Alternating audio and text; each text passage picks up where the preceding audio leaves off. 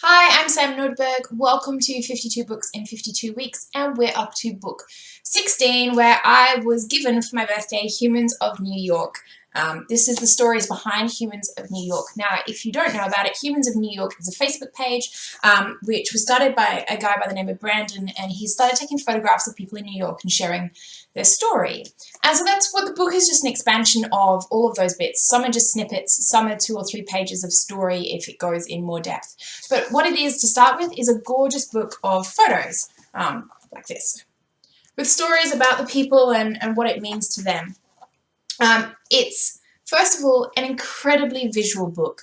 What it does is it just shows people, as just the raw human essences they are.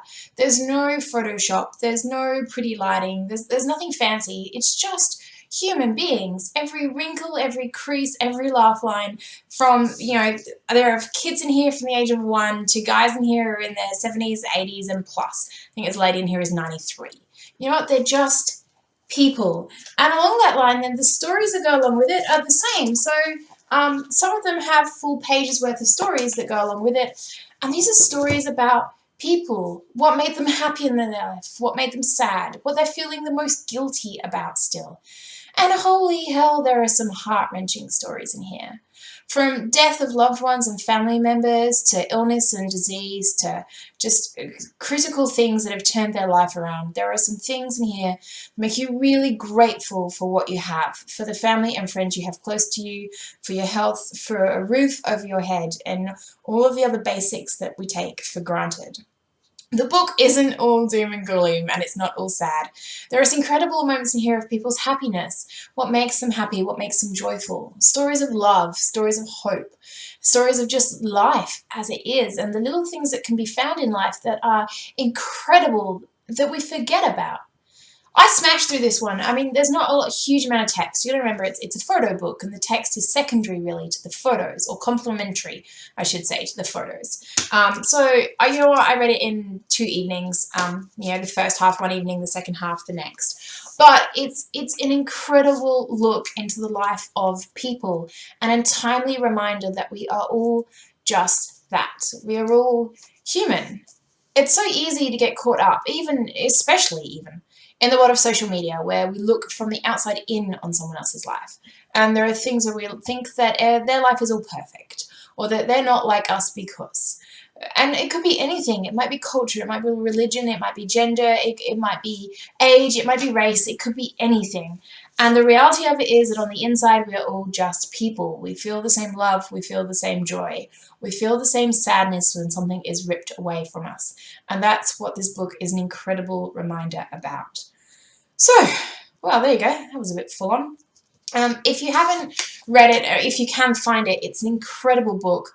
I can't do it justice on here. The photos are just amazing. So if you can find the book, go and grab yourself a copy. It's absolutely amazing. This one will sit on my shelf with much love for years to come. If you can't find the book, at least go and follow the Facebook page, Humans of New York, because the stories on there are just as touching, the photos are just as relevant, and these are just snippets of that, so it's worth going and looking along.